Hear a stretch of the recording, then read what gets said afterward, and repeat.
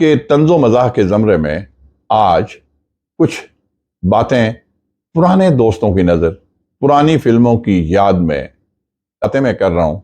ये मनकूल आप समझें, ये किसी और की हैं, लेकिन मेरी ज़ुबान या मेरी आवाज़ में आप तक पहुँच रही हैं। ईद होते थे वो इसलिए कि ख़त खोलने के बाद लिखने वाले की जो तस्वीर है वो ख़त में आ जाती थी और उसी की आवाज़ में वो ख़त सुना जा रहा होता था। यानी ये भी एक बड़ी यूनिक चीज थी। जरा गौर कीजिएगा, पुरानी फिल्मों में अभी भी आज सर्च करके देखे, दरख्त को गले लगाना महबूब को गले लगाने के मुतरादिफ होता था। थे रोमांटिक सीन, तो उसके बाद फिर वो आके मारामुरी या डांटा डपटी हुआ करती थी। अच्छा, उन फिल्मों में हीरो के दोस्त का बहुत अहम रोल हुआ करता था और लगता यह था कि हीरो के दोस्त को दुनिया का कोई कामकाज या कारोबार करने की जरूरत नहीं होती, कि हीरो हीरोइन की औलाद नहीं होती थी और हीरो जो है हीरोइन मजबूर करती थी, उसकी बीवी वाइफ मजबूर करती थी कि आप एक और शादी कर लें। बिस्मिल्लाहिर्रहमानिर्रहीम। अस्सलाम वालेकुम दोस्तों, मैं हूं ब्रिगेडियर तारिक जमान रिटायर्ड और आप देख रहे हैं मेरा और आपका यूट्यूब चैनल वर्सटाइल टच।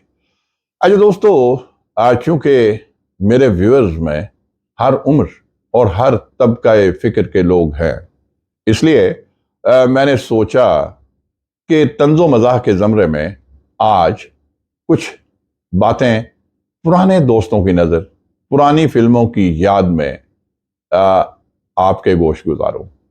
लेकिन ये पुराने दोस्तों ही के लिए नहीं है, क्योंकि मैंने जैसे पहले कहा कि मेरे व्यूअर्स में, बारहा कहा कि मेरे व्यूअर्स में कसीर तादाद यूथ की है। तो मुझे यकीन है कि आज का ये वीलॉग अगर आपने गौर से सुना, मैं लंबा चौड़ा वीलॉग नहीं कर रहा आज आपके लिए, इसलिए कि आप पूरा सुने। अगर आपने सुना तो यकीनी बात है कि यूथ ज़्यादा इंजॉय करेगा जब उन्हें पता चलेगा कि हमारे आबा अजदाद के ज़माने की पुरानी पाकिस्तानी फिल्में या इवन इंडियंस भी जो थी उसमें क्या होता था।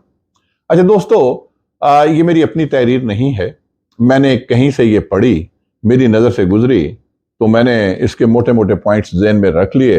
मैंने कोशिश की कि मैं ऑथर का नाम सर्च करूं, अनफॉर्चुनेटली वो नहीं मिला, तो लिहाजा ये जो बातें मैं कर रहा हूं ये मनकूल आप समझें, ये किसी और की हैं, लेकिन मेरी ज़ुबान या मेरी आवाज़ में आप तक पहुंच रही हैं। हाँ, एंड पे अगर मैं कोई अपनी बात करूंगा तो मैं बता दूंगा कि वो मनकूल नहीं बल्कि मेरी अपनी है।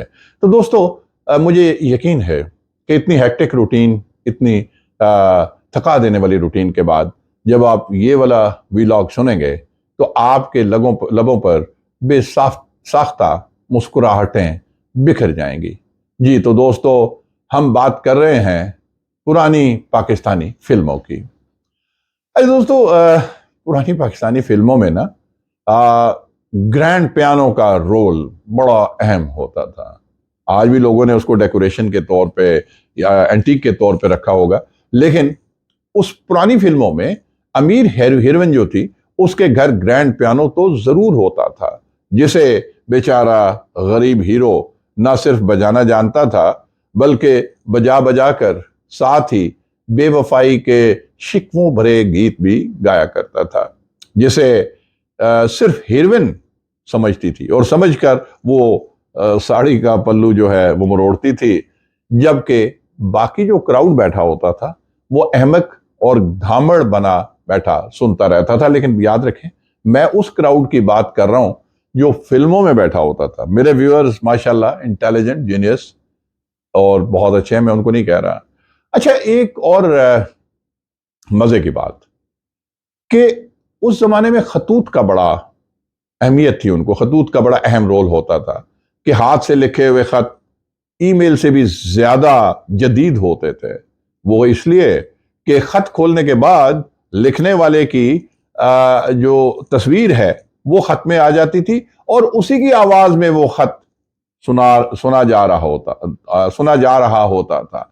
यानी ये भी एक बड़ी यूनिक चीज थी। जरा गौर कीजिएगा, पुरानी फिल्मों में अभी भी आज सर्च करके देखिए तो हीरो की या जो भी खत लिखने वाला है उसकी तस्वीर और उसके बाद उसकी आवाज में ही वो खुद से सुना रहा होता था और खत के लाइनों के ऊपर उसकी तस्वीर नजर आया होती थी। आ रही होती थी और ये भी पता चल रहा होता था कि खत में क्या लिखा है।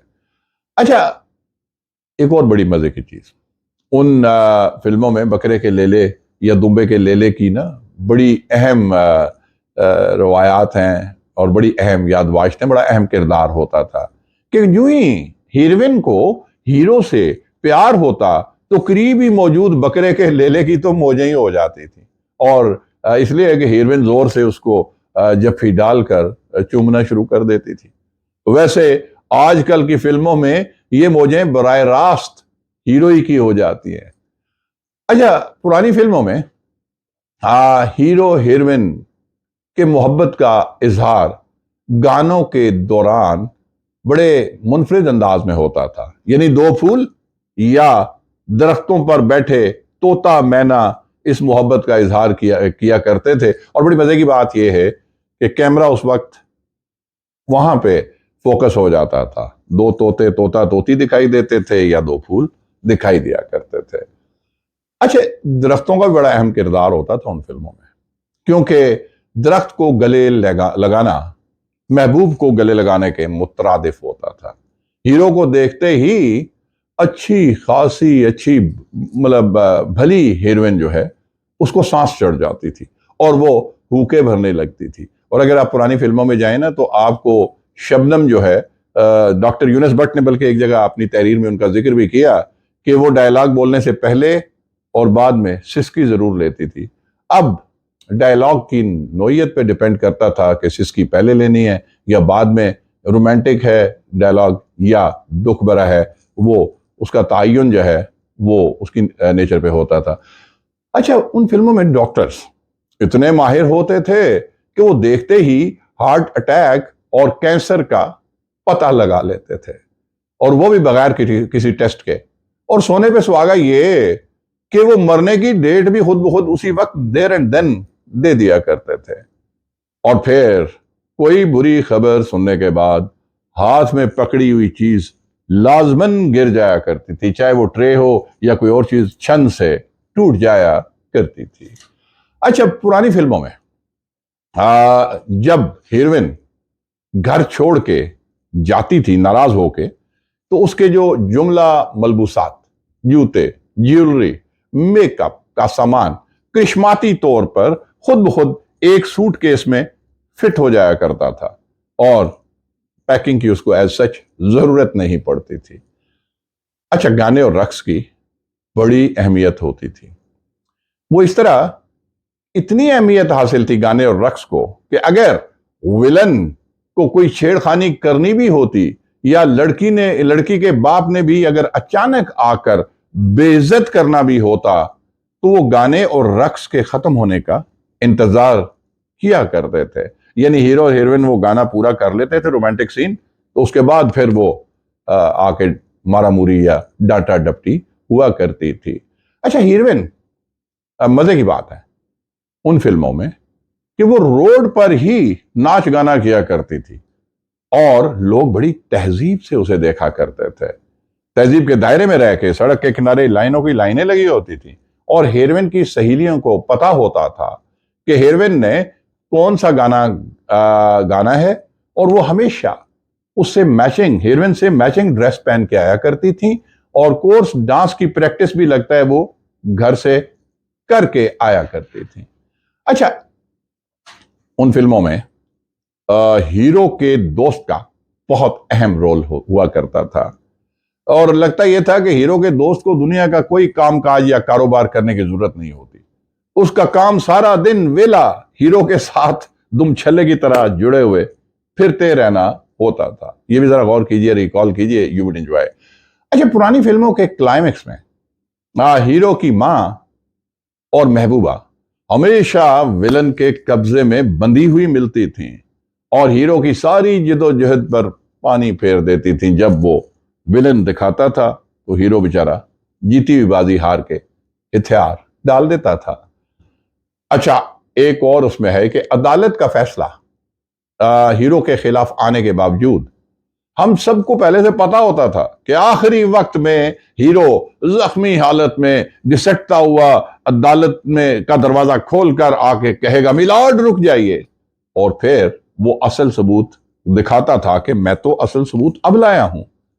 अच्छा दोस्तों, पुरानी फिल्मों में शहर से दूर एक बंगले में, ये खास तौर पे डरावनी फिल्मों की बात कर रहा हूं कि पुरानी डरावनी फिल्मों में शहर से दूर एक बंगले में बत्ती जल रही होती थी, मगर बूढ़े चौकीदार के हाथ में हमेशा एक लालटेन पकड़ी होती थी और वो चौकीदार बेचारा अक्सर व बेशतर नाबीना भी हुआ करता था। और मजे की बात यह है कि उसकी एक खूबसूरत बेटी भी हुआ करती थी जो मुकम्मल जवान होने के बावजूद सिर्फ हीरो के इंतजार में सारी उम्र कंवारी बैठी होती थी।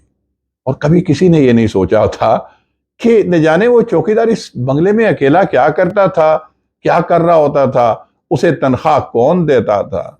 बहरहाल दोस्तों, ये तो पुरानी फिल्मों की बाबत जो मैंने कहीं से मज़ाहिया तहरीर पढ़ी वो आपके गोश गुजारी। एक आध बात अपनी तरफ से भी करूंगा। पुरानी फिल्मों में बड़ा मजे की बात आपको बताता हूं कि अक्सर ये भी होता था, क्यों, हमने भी वो फिल्में देखी हैं, बचपन में देखी हैं, लड़कपन में देखी हैं। अक्सर ये होता था कि हीरो हीरोइन की औलाद नहीं होती थी और हीरो जो है हीरोइन मजबूर करती थी, उसकी बीवी वाइफ मजबूर करती थी कि आप एक और शादी कर लें। वो दुल्हन को ब्याह के बड़े शौक से अपने हाथों से लाती थी और वेडिंग नाइट में वो एक रूम में वो नया नो ब्याहता जोड़ा होता था और हीरोइन जो है वो फिर भी उनको तखलिया फराम करती थी, लेकिन ऐन रात के मिड नाइट पे दरवाजा नॉक करके बेबसी की तस्वीर बने हुए दूध का एक गिलास वो जो हीरो है वो खोलता था तो कहती थी सरताज दूध पी लीजिए। दोस्तों, ये तो पुरानी फिल्मों की बात है। मेरे ख्याल में आज यहीं पे एंड करते हैं। एंजॉय कीजिए और अपने जो आपके ख्यालात हैं उससे जरा मुझे आगाह करते रहिएगा। इजाजत चाहता हूं। अल्लाह आपका हामी और नासिर हो। पाकिस्तान जिंदाबाद।